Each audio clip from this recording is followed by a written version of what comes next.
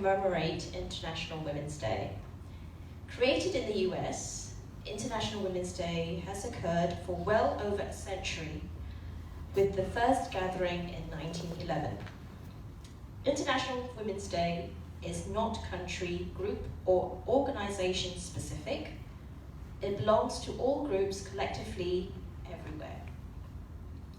And its main ethos remains steadfast: how we can make a positive difference for women. ACCA has supported International Women's Day for a number of years. Indeed, some of you here today may remember our 2018 meeting where the theme was about smashing the glass ceiling. We were joined by Heather Andrews, People Director, Employee Experience at Virgin Media, Heather Mills, OBE, CCMI, JP, Director of Strategic Partnerships and Head of Business Inclusion Activities at RBS, and Rhonda Best, Director of Alexander Bain Associates, as our panel of speakers. We discussed a wide range of issues, from driving gender pay parity to the centenary of women getting the right to vote and what progress had been made since then. We also looked at examples of effective leadership and best practice in the business and diversity. This year, we're looking at that constant in many of our lives: juggling a work-life balance.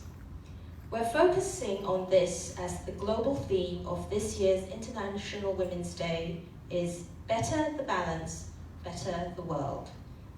And I can think of no better woman to talk about balance in our lives than our special guest, Gifty Enright. Gifty, an ACCA fellow, will be interviewed today by Tonya Galati, Employer Lead for ACCA. In a moment, we'll hear about Gifty's insights into how she helps working women maintain a balance while spinning multiple plates, something I'm sure all of us here are doing on a daily basis.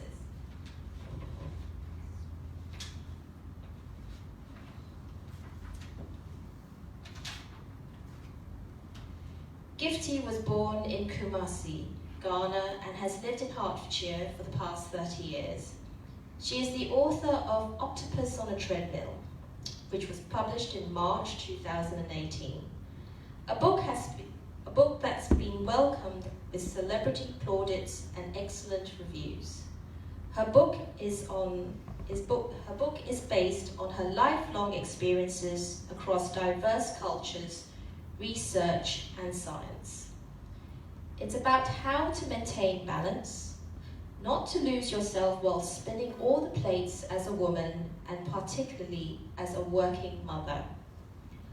Alongside her work as an author, Gifty provides consulting services to multinational companies on major transformation programs. She's also the managing director of a sports events company. Welcome, Gifty.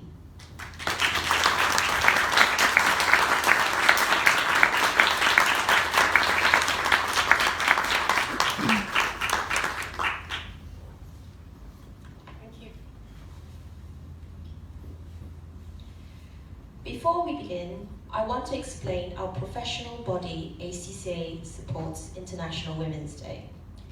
It's because it aligns with ACCA's corporate values of accountability, diversity, innovation, integrity, and opportunity.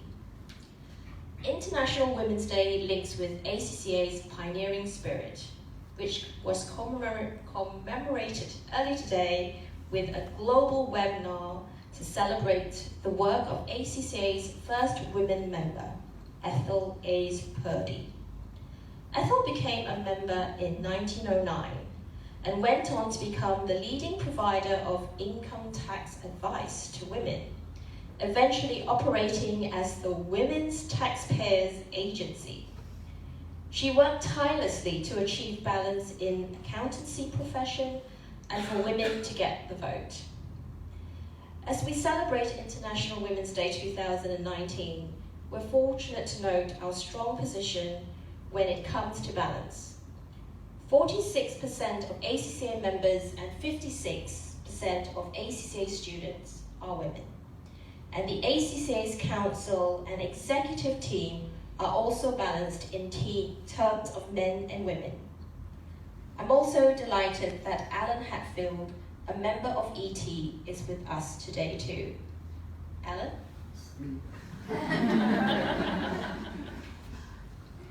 International Women's Day is a chance for us to take stock, to really think about what balance means to each and every one of us, men and women, and to understand how to balance those plates and keep them spinning with ease. Please do take the opportunity to share your experiences today via social media using the hashtags proud to be ACCA and Balance for Better. So let's make a start. Please welcome Tonya and Gifty.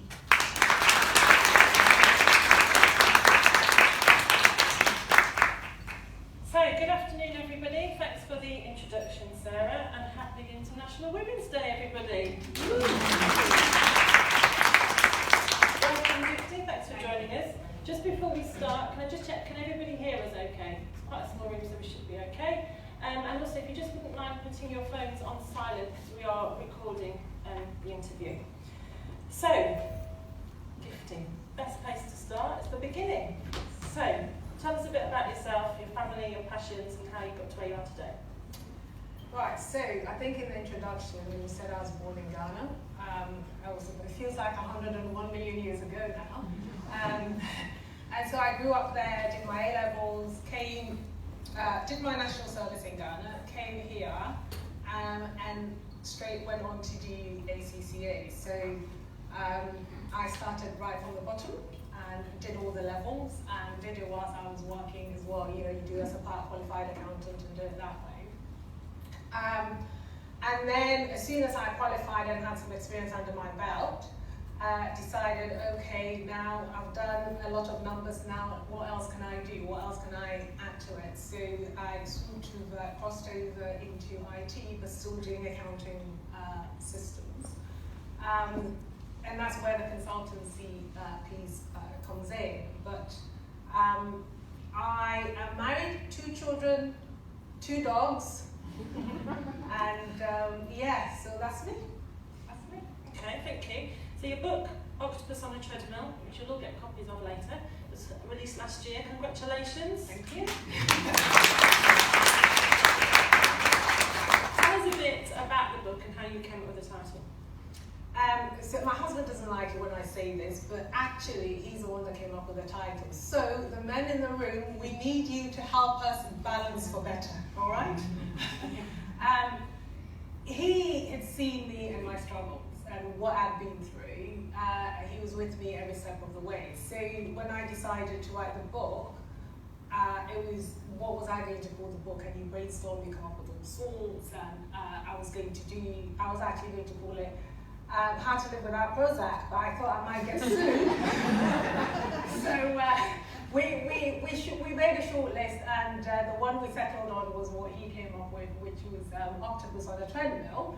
And I loved that one because for us women, you know, basically we have to do more than 8 arms in terms of the things we do. You know, we're constantly on the move, and we don't even have the luxury of doing it while standing still. You have to do it on the move, on a treadmill. So life is just not easy for us women, and I thought that title just encapsulated it. And you cover lots and lots of themes in your book, specifically around physical, emotional, mental and spiritual well-being. Yeah. Which of those areas do you feel is most important and why? And so this is an interesting question, because everywhere I work, okay, not everywhere, but most of the places, they want the shortcut, right? They want to know which one should I zoom in on? And it's a very personal choice as to which one is important. They're all equally important, and you leave one aspect out at your peril because they are interconnected, and you get, it's also you get the synergies. So you can't just take care of the physical, which covers, your exercise, the food and all that sort of thing, and not take care of your mental. You need that. And the mental, if you like, is set by your philosophy, which is the spiritual aspect of things. So they are all interconnected, but I will say, for the individual, what is important to you depends on who you are. So if you're a spiritual person, start from there. If you're a gymnast, start from the physical. If you're a bookie, start from it's just the bit, you have to do something. And what you have to do, or what you will do, is what comes easily to you. So if you start with the bit that's easy, as you get into looking after yourself and you start seeing the benefit, you will then start branching into the other bits that perhaps don't come as easily to you. So they are all equally important, but start with the one that you connect with most. So it does sound like then it's about keeping all the plates spinning at the same time. How do you do that? So for me, it's a lifestyle, and there is no magic bullet. And I have had quite an unbalanced week, for example. So sometimes you will have an unbalanced week, but so long as you know this is what balance looks like, whenever you get pulled off course, you come back whenever you get a chance. So when I say I've had an unbalanced week, I've had an unbalanced week with work, I've had an unbalanced week with my diet, but as soon as I could course correct, by Wednesday, I was looking at what I was eating, making sure that I was eating the right thing. So you can't do it perfectly all the time, and you need to accept that. You have to have your template of what good looks like, and a lot of people don't know what good looks like. The book will help you on that. It's quite prescriptive in certain ways. Some people don't know what to eat. The book will help you there too. But so long as you know where to start, then once you know what good looks like, it's actually quite easy to keep the balance, because once you go off course, you would know, bring it back. I love yoga, I absolutely love yoga. I could do yoga until I can't move anymore. But for the past couple of weeks, I haven't had a chance. But I know as soon as I get a chance, I will be in there doing it. So it's about knowing this is a template for good, and yes, you will get yanked off course, and then when you get a chance, you come back and you keep course correcting, and that is life anyway, isn't it? It is, and I think some people will relate to this. Sometimes you feel like you've dropped every single plate and they've all smashed. So how do you develop self-compassion for yourself to kind of pick yourself up and carry on? Well, is it a choice? You have to get up and you have to keep turning the paint. And everybody in this room, if you're ACCA, you've achieved something, right? And when you were doing it, did you give up on the exam? How many times? I didn't pass everything first time, do you know? But then I had to pick myself up and go and do it. So if it's important to you, for me, going from where I've come from, as in why I wrote the book, it was through bitter experience. And where I was 10 years ago, in myself, in my lifestyle, in my health, I don't want to go back there anymore. My life was hell.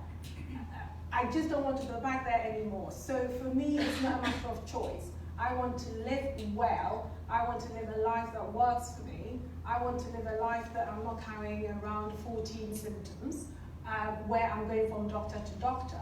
So it is worth picking myself up. It is worth having that self-compassion and, turning the page, because it's not even a choice. And obviously the session is around work-life balance. So how do you feel that working life has changed for women over the years? Working life changing for women over the years. So this is interesting because, and I don't say this to brag, but I am literally 105 years old.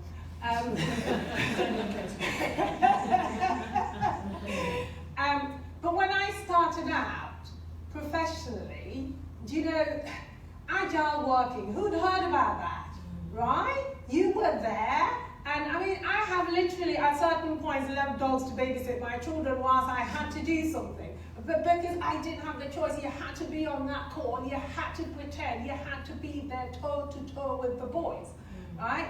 And that, okay, so luckily we don't have to live in that environment anymore. Things have changed, but it was brutal to be a woman, it was brutal to be a mother. And if you had the temerity to be a mother and go out to work, it was just brutal times, squared. It wasn't easy. And you'd get up, and before you get to the office, you'd have done a whole day's work. Look after the children, the husband. Before you get to the office, you are knackered, even before you get there. And then your day starts, right? And then hands up anybody who didn't think it's actually easier to work in the office than go home and face, right? So it's changed a lot. Now we have agile working. Now you can do the school run and then, go and continue your work. You can start later. I got an email from somebody from PwC, and as a postscript, it said, I am working, agile or whatever the word is. And so the fact that you're getting this email out of hours doesn't mean you should feel compelled to reply out of hours. We do these things now. When we started off, it wasn't like that. You got the email and you're like, oh my God, I need to reply. Okay, where are my children? I'm leaving them. Don't speak to me for the next 2 hours. It's changed. It's not like that anymore. So we're not at the other side, but it's got a lot better, I think. And how do you think the Me Too and the Time's Up movements have changed working life for women and for men? So, I'll come to Me Too and Time's Up in a minute. There are women, hopefully, younger than me in this room. And you're coming into this environment where I think it's not easy and it's not harder for you. Things have changed, it's different, they face different challenges. Now you have Me Too, and you can just throw Me Too into a room and people know what you're talking about. 20 years ago, we didn't even have the words. Now there is the vocabulary. Now you can just, say it without feeling that you are jeopardizing your career. But also, there are added pressures. So for the younger women, and now, the social media, there is things like increased mental health issues. For universities now are struggling with this, where 27% of students now have got some sort of mental health issue that had to be dealt with. And now when you split that by male-female, female there is 27% and the men is 19%. It's just staggering. No, actually, so it's 27% across the board. Female is 34. When you split it, female is 34, the men are 19%. So they're having to deal with this increased mental health issues that they didn't have to. And a lot of it is just because of the way we live now. So Me Too, Time's Up. Now, the Institute of Women in Leadership, they published some stats, I think, just last week, or perhaps even this week, ahead of International Women's Day. And they've actually done a survey which has been published, and 40% of people, both here and in the US, think that the Me Too and Time's Up is a good thing, it's done a good thing. On the flip side, you have about 30% thinking that it's harmed the women's movement, and that's in the US and in the UK is half that. And I can bet my bottom dollar that those people that think that it's harmed the women's movement are men, and they haven't got stats to prove that, but I think that. Simply because, and this is where the Me Too and the Time's Up movement put people's noses out of joint. It's just the laws of physics. You have a pendulum. You swing from one side, it goes over to the other side, it kind of overshoots before eventually it comes to the middle. So, the Me Too and Time's Up movement, perhaps things have overshot a bit, but that is natural. We should expect that. And it will come back to the middle, but it needs to happen. Things need to, we need to have the words. We need to be able to flag up to people, this is not okay for me. You're taking advantage of my agenda, etc. Yes, people are going to take advantage of it, but that's that's life, you know. And eventually it will settle, the pendulum will settle, and by the time it does that, we will come out of it, you know, more balanced, with women having a voice, and having not just the voice, but having the construct to be able to complain in a constructive way without losing your job, without the men feeling intimidated, where they feel more open to come to the table and have a conversation with us. So I think social media is an important thing to pick up on, which we'll do so shortly. But I just wanted to refer to one of the chapters in your book, which is called The Exquisite Intelligence of the Female Body. Yes. I'll let you read what that's about. But it includes a quote from Robin Williams. If women ran the world, we wouldn't have wars, just intense negotiations every 28 days. There's a lot of humour in the book, and actually some of the issues are quite serious, but you use humour to break that up. How important was humour for you on your personal journey? Oh my God, did I need it or what? Did I need it or what? Because I come out Harley Street, senior consultant, and basically I'm being told, and before I went in there, I was fine. I came in there, suddenly I had a pain in my hip, and I was convinced I needed hip replacement surgery. And it's just limping back to the tube station. You've just got to laugh, because it's the only way you can cope with what is happening. And for me, because I was lugging these 14 symptoms around and going from doctor to doctor and being told different things, and when you go to NHS, basically, in your 10 minutes, you can't go through 14 symptoms in 10 minutes, right? Yeah, you can do one symptom and then book another appointment for the remaining 13. Life is too short for that, so I went private, hence the, now, after going private, then I had a bone scan, and then next thing is like, oh my God, all sorts coming out, and I thought, okay, I need to change my life. I need to live a different way. I need to do my research. I'm being given, you know, prescription for things I don't want to do. What am I going to do? Now, you either laugh or you cry. And without the humor, really without the humor, you can't take yourself too seriously either. Without the humor, I don't know how I would have come through what I came through and come out on the other end. Okay. Just referring back to your point earlier around social media, I think there's a lot of pressure, particularly today, around social media, you know, with Instagram, and the need to conform to create a perfect image. Everything's great, everything's rosy and fine. How do you think that is impacting on women and their ability to kind of manage their work-life balance? And not even just women, men as well. But and this, I do this everywhere I go, so you just have to humour me on this point here. Now, I was at Oxford University, full of very clever people, and they didn't get the right answers either. So ACCA, don't worry if you don't get it right, okay? No pressure here.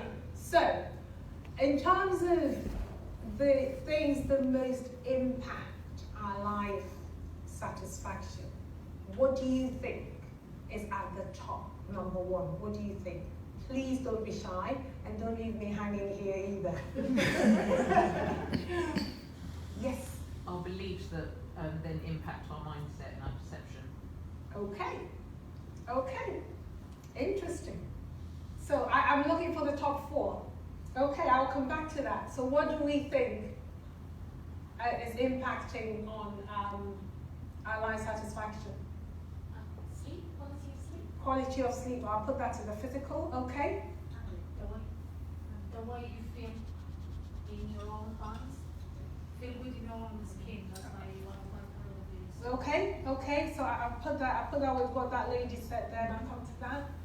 And I know we've been pushed for time, are we all right? Oh, well, Fine. Okay. Good relationships with family and friends. Okay, that's number two. Okay. Ladies, come on. And like I said, Oxford didn't get it either. A lot of people think successful career. Yes, that is number four. So that's number four. Isn't it interesting? That's number four. So I'll put you out of your misery, and again, I tell you this in the book. Number one is your mental health. That's number one. So I just mentioned that because he said social media and what it's doing to our mental health. That is number one. And how many of us are sitting there thinking, when you wake up in the morning and you think, okay, what am I going to do for my mental health today? Do you know, but we'll get up, hit the alarm clock, I've got to make that meeting at 9 o'clock, you know, that is your priority. What are you doing for your mental health? Number 2 is your relationships, right? Your personal relationships. Those are the things that, you know, make you feel good, you know, impacts on your life satisfaction. So your mental health, when your mental health is your philosophy, what you're thinking, to what that lady said, you know, that is number 1. And then number 3 is your physical health. So obviously if you're not feeling well and all that, if you haven't looked after yourself physically, that impacts on your life satisfaction. That's number 3. And income comes a dismal 4th. But most of us, 90% of our working effort is up there. Number 1 is income, and that's number 4 in terms of the impact on our lives. Now, society is set up in such a way that if we say somebody's successful, we instantly think income, we instantly think money. We don't think that person is successful because they're nice and calm and they're not flapping and mental health, they seem sorted, she's the most put together person I've seen, so because of that, that person is successful.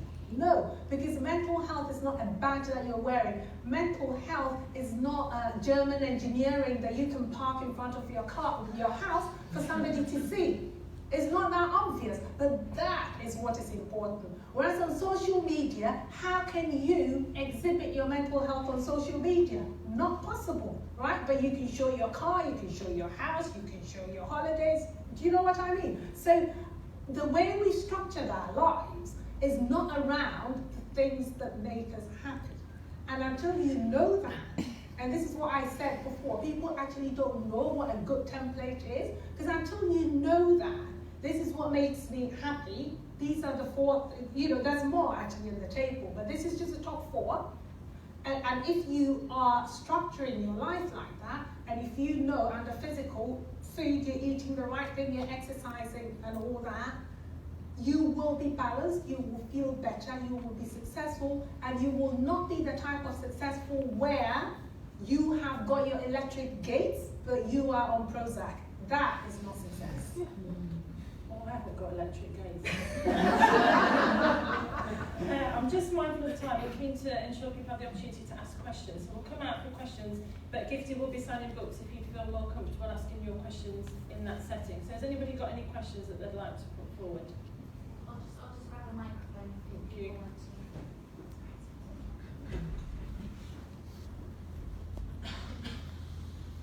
Sharon? So what was the tipping point that made you decide that you needed to change? 14 symptoms. I had 14 symptoms, and that was a tipping point. I couldn't go on like that anymore. And some of them, I was constant headaches, extreme fatigue all the time, memory issues, to the point where one time I was driving home and I got to a junction like close to my house and I couldn't remember whether it was a left or right turn. That's how bad it was. Now, if you're a mother and you've got 2 boys dependent on you and you can't remember your way home, and you come home and you just collapse on the settee and you wake up and the telly is watching you, that is no way to live. And I had to do something about it. So that was my tipping point. Plus my husband couldn't take it anymore. Any other questions? So you said you're working mum with 2 boys. I'm working full-time mum with 2 girls. What were the challenges that you found made it difficult, but what did you do in your life that made it work good? So did you say you're a full-time mother or?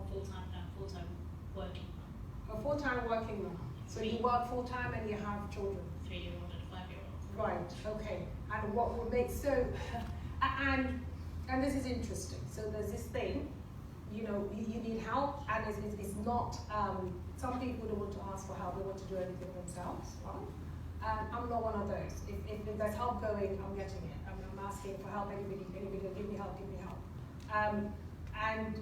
And that is one of those things, there are things that you're better off doing yourself, and there are things that you can delegate. And if you can afford to delegate, some people can afford to delegate financially and they refuse to do it because they don't want to do it. But you have to accept that in the 80s, it was all about having it all. And that is a myth. Nobody's got it all, right? And the fact that you can have it all doesn't mean you should have it all. If it's at the cost of your mental health, don't do it. So it's about you sitting down and having a look at what you're doing, what you enjoy doing, what you want to do, and what you can delegate. And for the bits that you can delegate, I'm begging you, please do that.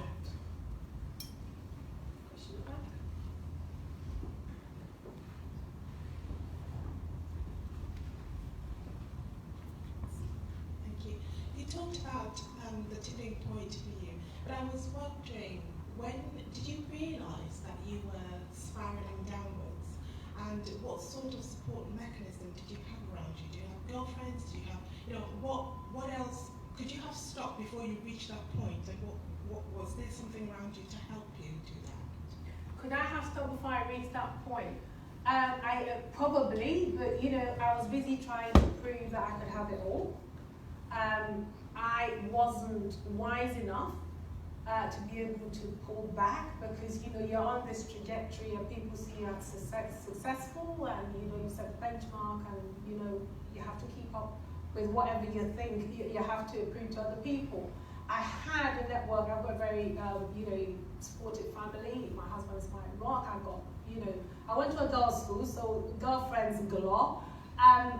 But how honest are we with our peers? We're all trying to keep up appearances, and we're all trying to prove that we've got it all sorted. And I personally feel there's an email about life I didn't get, because when I look at other people, they all seem to have it all sorted, and I seem to be the only one sort of struggling. So the support was there, but it's just about how real people were being with each other. And again, it comes with age, where you get to a point and you think, okay, I'm not doing this anymore. I just can't be bothered. Life is too short. I'm not doing it. And you can then start making different choices. So now, in the office, people are doing, I don't know, 8 to whatever. They're trying to prove a point. I'm not proving that point. I am there it is about the outcome. I am working these hours, and this is the output I want to, and if I can't do it in these hours, you need more resources. End of conversation. I'm not going to kill myself that way, because it's not worth it. It's just in that competitiveness. Sometimes we compete about things that aren't in the top 4, and you think, why are we doing it? Because if it's costing you your peace of mind, it's too expensive, and you don't want to have it. Any questions?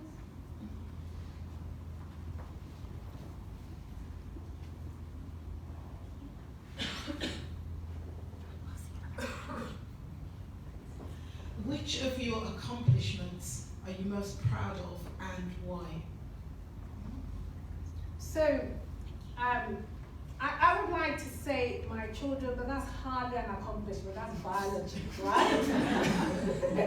That's biology. That was just a blessing. So yes, I'm proud of that, but what did I do exactly apart from bring them up? So yes, I am very proud. My eldest is at university now doing a course that he loves, so I'm really proud that I was able to get him there. My accomplishments, believe it or not, the one that I'm most proud of is writing my book. And I'm most proud of that because it allows me to do 2 things. It allows me to open the door for other women. It's that honesty factor. I've put it all out, it's quite honest in the book. And it allows other women to feel less isolated. People that are battling with those symptoms, to feel less isolated. And it's also because we don't have that honest conversation with everybody to say, oh my God, I'm really struggling with this, I'm losing it here. I took my child to school not wearing school uniform when it's non-uniform day or whatever it is. We've all done it, right, Emily? That sort of thing, where you forget that that school trip and your child is the only one standing there. And you're beating yourself up about that. it is just for people to know it's all right. You're not the only one that made that mistake. Everybody else somewhere has made it, and if we stop pretending to each other, we would find out that we're all in the same soup. That makes me very proud of myself, A, for having literally the courage to put it out there, because I've been asked, you know, why did it take me so long, and it was a courage issue, and I honestly did try to whimp out a few times. My editor kept pushing and pushing, and oh my God, who wants to listen to me? And my husband was pushing, like, oh my God. So that is why I'm very proud of myself. The fact that I got over myself to get the book out there, and then I was very shocked by the reception of other women opening up to me and people telling me things, and I'm like, you shouldn't be telling me, you should be speaking to a doctor. So there is all that sort of stuff. So I'm really, really proud of the book for that, and it allows me to have conversations about the women's issue, which we are no way out of the woods yet. That is still very nascent at the moment. And it helps me to contribute to that, and that is something I'm very proud of. And it is a great book. You'll all get one after, so I'm not getting paid to read this. Final question, I think, at the front. Yeah, it's a couple of questions in one. Are you happy with what you are today? Are you happy with what you are today as a woman and in your profession? If no, what would you want to do to change that, to become what you want? If yes, is there anything that maybe you would have changed? Not necessarily if yes. Is there anything that you would have changed in life as a woman, as a mother, as a full-time worker to make you be what you want to be? Yeah, so am I happy with what I am as a woman now? I'm the happiest I've ever been, right? So it doesn't mean I've hit the point where I want to go, but this is as happy as I've ever been. And it's because I know what to do. I know how to manage myself. I know how to say stop. I know how to do the boundaries. So from here on, it can only get better. Going back to things I would have changed in the past, I would have had more time for my children. I would have had more time to play with them. When the time they needed me was when I was building my career, and that was the time that we didn't have that flexibility of the agile working and all that kind of stuff. Because the memories, the things they cherish, I regret me standing there being resentful when they wanted to run on down at the bush, and I'm like, oh my God, I need to go again. do you know? So, and it was just the circumstances. And previously I used to think, I wish I had the option to work part-time, but now even the women that do the part-time, it's not easy either, because you have to end up fitting 5 days into 3 days, and you end up more stressed out, so that's not quite working out either. And I think is a flexible working is the way where, you know, you can choose your time. But yeah, those were some of the mistakes that, you know, I would have managed it a lot different then. With the wisdom now, I have to hold myself back, because when I see other women, you know, high-flying women, burning the candle both ends, thinking I'm going to be as good as a man and compete as a man and show the boys I can do it, and all this, and I'm thinking, whoa, whoa, whoa. You're talking different biology here. We have to do things differently, and yes, we can compete with them, but it has to be, you know, because the playing field is not a level playing field, and it's got to be done different. But yes, I am happy with the woman I am now. I am still a work in progress, and I am still working on myself every day. Did you have one more question at the back? Is it from a man?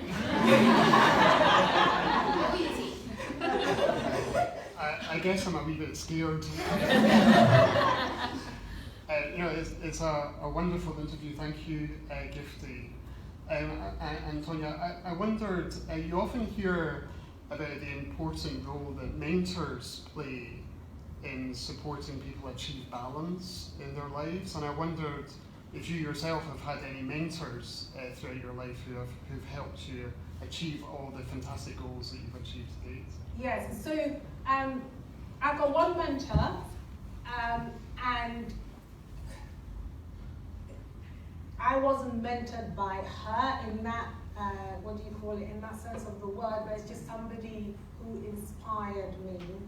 And it's this African woman who actually literally used her life savings to open a hospital and train midwives so that they can do their outreach work to reduce child mortality rates in the villages. And I was very inspired. I heard her being interviewed on Desert Island Disc, and I was so inspired, and I thought, oh my God, here is a woman helping other women.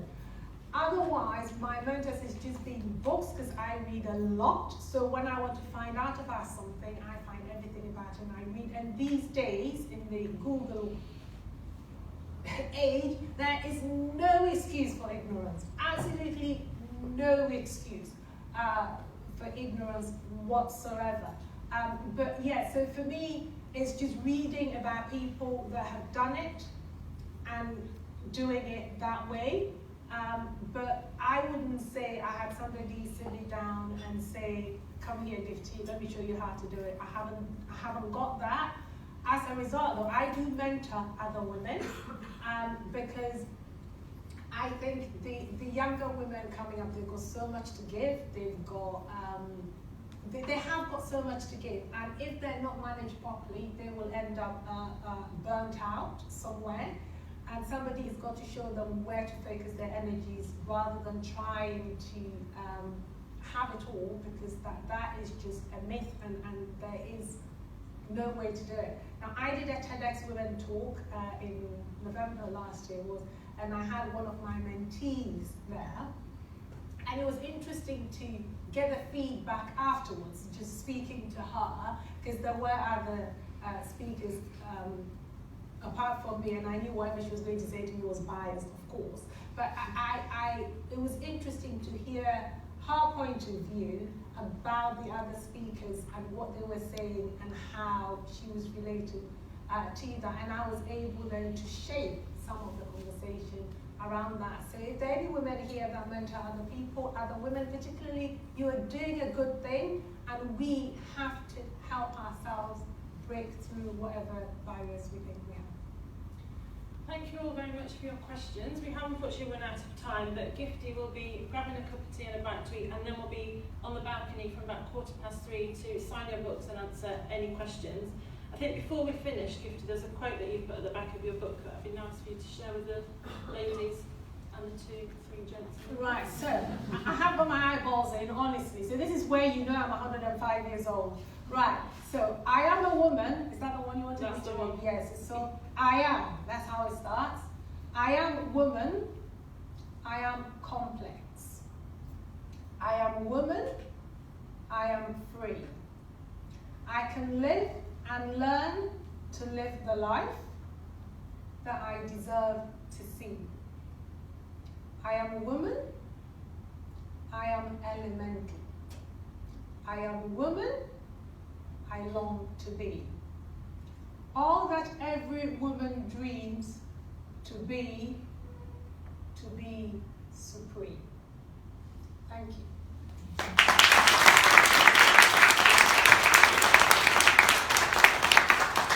So thank you again, Gifty, for joining us. Thank you for sharing your story. And if I could just ask you all finally to join me in showing our appreciation for today's guest.